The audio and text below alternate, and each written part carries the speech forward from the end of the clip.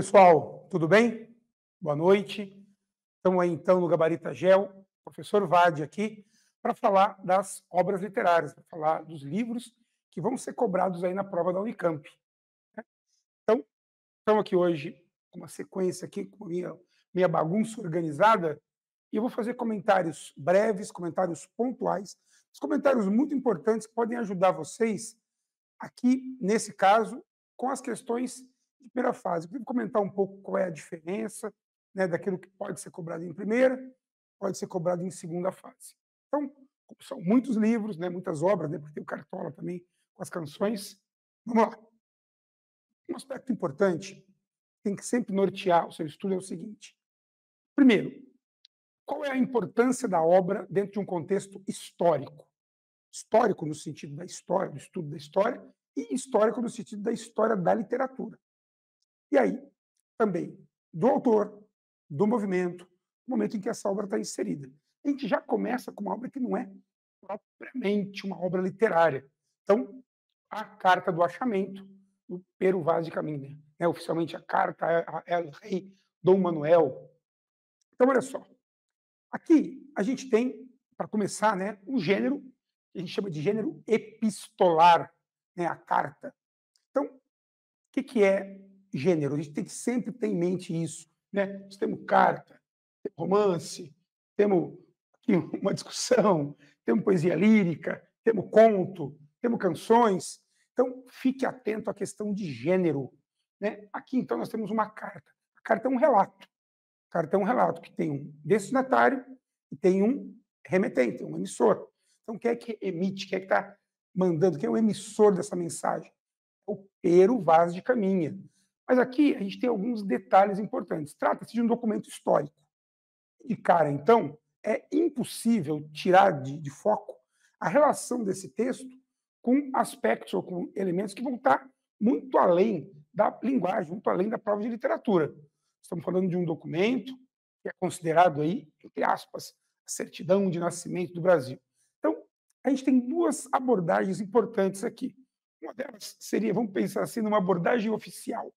Então, oficialmente, trata-se desse texto que tem que ser aceito por nós como aí o documento que vai dar início à colonização portuguesa. E temos que aceitar que isso é bom. Por outro lado, a gente pode olhar isso aqui por um olhar crítico também. Pensar, bom, aqui começa a colonização, aqui começa esse aspecto imperialista, colonialista, a dominação, o genocídio indígena. Então, tudo isso tem que estar focado. Além disso, nós estamos falando de um documento que traz, dentre outros aspectos, uma justificativa para a colonização. Isso é um aspecto interessante do texto.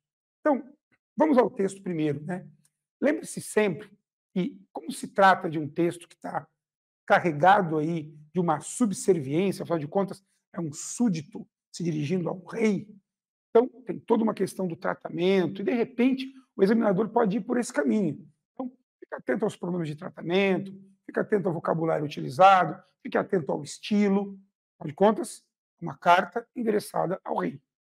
Além disso, nós temos ali vários elementos que vão trazer para a gente aspectos daquilo que a gente chama de etnocentrismo. Né? Então, olha só, os portugueses olham para os nativos com espanto. Então, eles vão olhar para aqueles hábitos, vão falar, então, como se tivessem ali meio que com uma certa condescendência.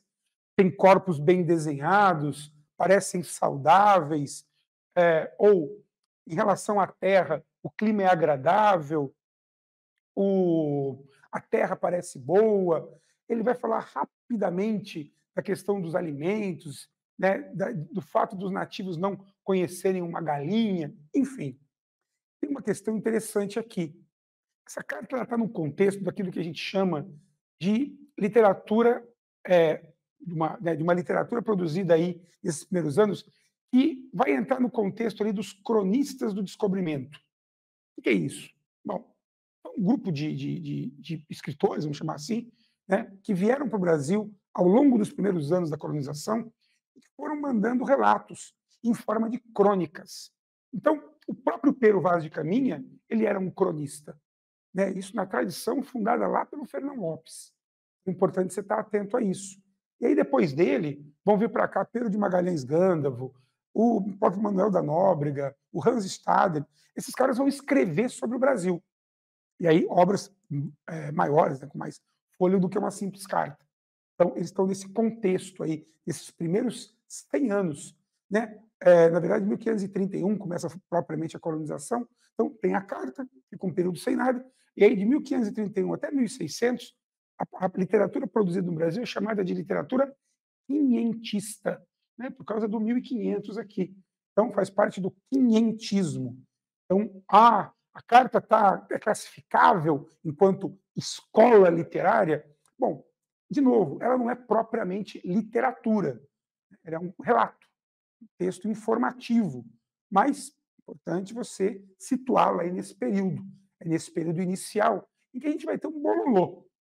Você vai ter tudo quase que menos literatura propriamente, com exceção do José de Anchieta, que escreve poemas, você não vai ter propriamente produção literária. Você tem essas crônicas que, sim, estão ali na fronteira, no limite entre o texto informativo e, em alguns casos, texto ficcional, porque tinha uns caras meio exagerados ali nos seus relatos. Mas, de qualquer maneira, importante você estar atento a esse aspecto, então, histórico, esse aspecto que vai trazer para a carta toda essa carga aí de importância, e aí visto, né, como essa tal certidão de nascimento, mas também ter esse olhar crítico. Bom, os portugueses ali justificam a colonização.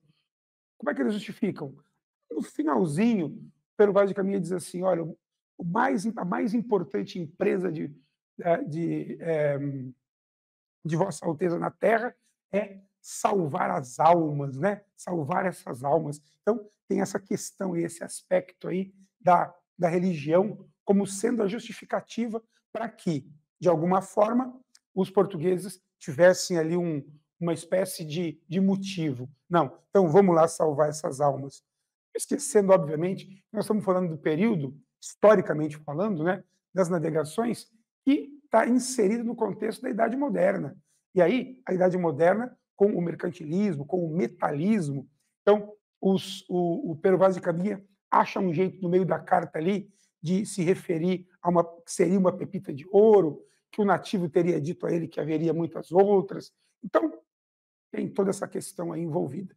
No mais, em relação ao texto em si, dificuldade zero, é um texto muito simples, muito tranquilo, e é mais importante o que está em torno dele do que ele mesmo, no sentido da sua compreensão. Você vai conseguir ler e entender rapidamente, mas legal entender o contexto, entender todos esses aspectos que cercam o texto.